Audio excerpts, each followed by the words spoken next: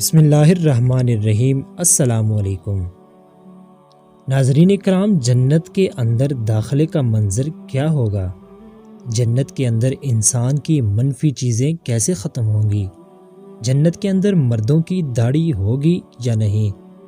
جنتیوں کا قد کتنا ہوگا اور جنت میں انسان کی عمر ہمیشہ کے لیے کتنی رہے گی؟ کیا جنت میں دنیا کے تذکرے بھی کیے جائیں گے؟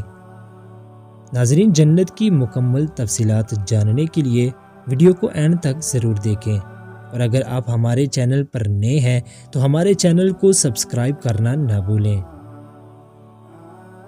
ناظرین، جب تمام لوگ پراسرات پار کر جائیں گے تو آگے جنت نظر آئے گی، اور جنت کی ایک طرف 2 چشمے بہہ رہے ہوں گے۔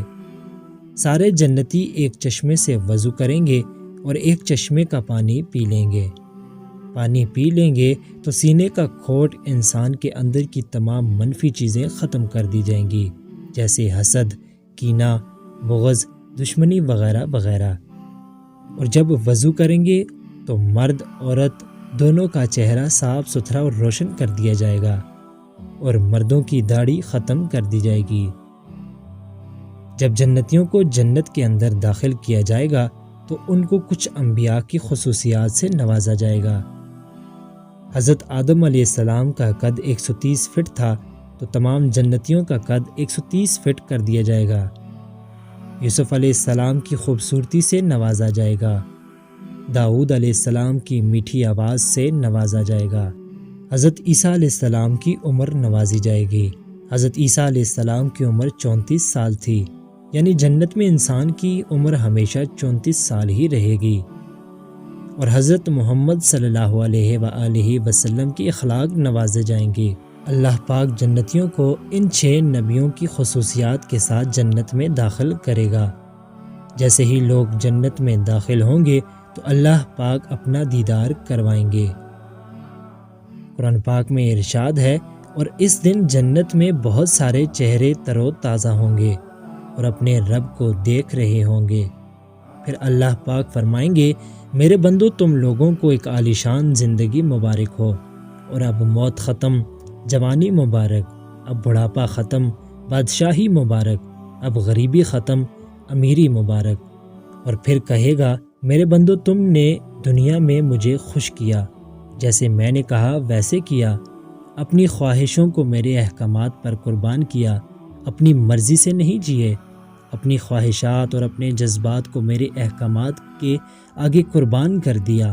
آج تم لوگوں کو میں وہ زندگی دے رہا ہوں جو میں نے اپنی مخلوقات میں سے کسی کو بھی نہیں دی۔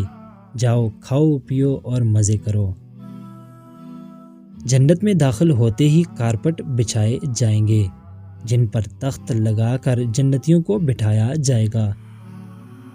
قرآن میں ایک جگہ پر اللہ تعالیٰ نے کہا کہ وہ جو جنت میں نے تم لوگوں کے لیے قالین بچھائے ہیں، ان کے اوپر جو نقش و نگار ہیں ان کو تو چھوڑو، اوپر سے میں نے کیسے بنائے ہیں یہ میں بتاتا نہیں۔ جب ان قالین کو تم نیچے سے اٹھا کر دیکھو گے تو تمہاری آنکھیں بلبلائیں گی، تمہاری آنکھیں برداشت نہیں کر سکیں گی، ایسے حسین ڈیزائن میں نے نیچے بنائے ہیں۔ تو سوچو میں نے ان کو اوپر سے کیسے بنایا ہوگا، جہاں پر میں تم لوگوں کو بٹھاؤں گا، گاؤ تکیے لگواؤں گا اور آگے سراہیاں رکھوا دوں گا جن میں شراب ہوگی۔ جنت میں ایک چشمہ ہے جس کا نام تسنیم ہے، اور یہ جنت کی سب سے اعلیٰ درجے کی شراب ہے، اور جب جنتی تمنا کرے گا اسے پینے کی تو اس کی ایک دھار باہر آئے گی اور اس کے گلاس میں جائے گی، اور ایک قطرہ بھی اس گلاس سے نہ باہر جائے گا نہ زمین پر گرے گا۔ تسنیم کی شراب جنت کی سب سے اسپیشل شراب ہے، جو صرف اور صرف جنت الفردوس والوں کو پلائی جائے گی۔ باقی جنت والوں کو اس شراب کے 2-4 قطرے ڈال کر پلائے جائیں گے، اور جنت الفردوس والوں کو خالص پلائی جائے گی، اور پلانے والا رب خود ہوگا، اور باقی جنتیوں کو ان کے نوکر پلائیں گے، اور ان کو ایک ایسی شراب دی جائے گی جس میں اللہ پاک کافور مکس کر کے دے گا، کہے گا اسے ذرا چکھو کیسی ہے۔ ہمارے نبی صلی اللہ علیہ وآلہ وسلم نے فرمایا، جنت تمہارا وہ مقام ہے جہاں پر اللہ تم لوگوں کو تحفے بھیجا کرے گا، میاں بیوی جنت کے محل میں بیٹھے ہوں گے کہ دروازے پر دستک ہوگی۔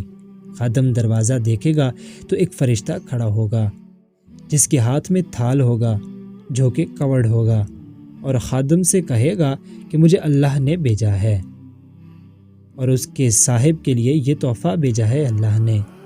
خادم آ کر بتائے گا کہ باہر فرشتہ آیا ہے، اندر آنے کی اجازت چاہتا ہے۔ فرشتہ کو اجازت ملے گی تو اندر آ کے وہ تھال پیش کرے گا اور کہے گا کہ اللہ نے تحفہ بھیجا ہے آپ دونوں کے لیے۔ جب میاں بیوی تھال کے اوپر سے کپڑا ہٹائیں گے تو کہیں گے یہ پھل بھیجا ہے اللہ نے، یہ تو ابھی کھایا ہے۔ تو فرشتہ کہے گا اللہ تعالیٰ فرما رہا ہے تھوڑا سا چکھ لو، شاید کوئی اور چیز ہو۔ تو وہ ایک ٹکڑا نکال کر منہ میں رکھیں گے تو مسکرا پڑیں گے۔ اللہ نے اس پھل کے اندر جنت کے جتنے بھی پھل ہیں سب کا ذائقہ ایک پھل کے اندر سمو کے ٹیسٹ کروائے گا۔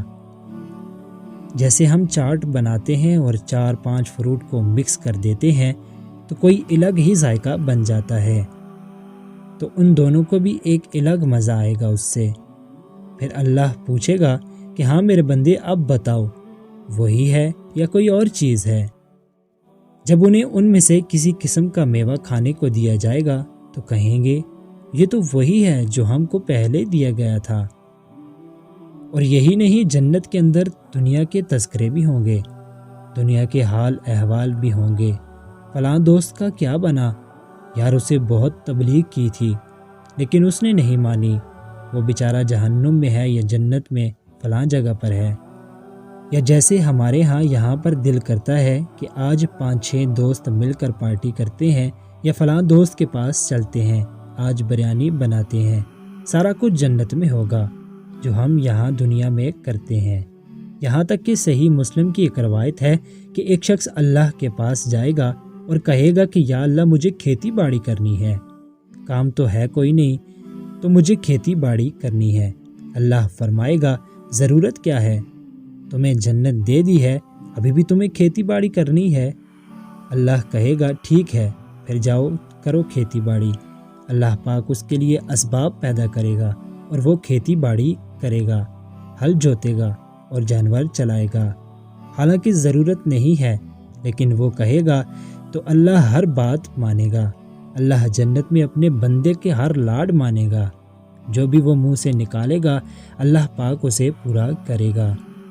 اللہ پاک ہم سب کو نیک اعمال کرنے کی توفیق عطا فرمائے تاکہ ہم بھی ایسی جنت کے قابل ہو سکیں۔ آمین یا رب العالمین۔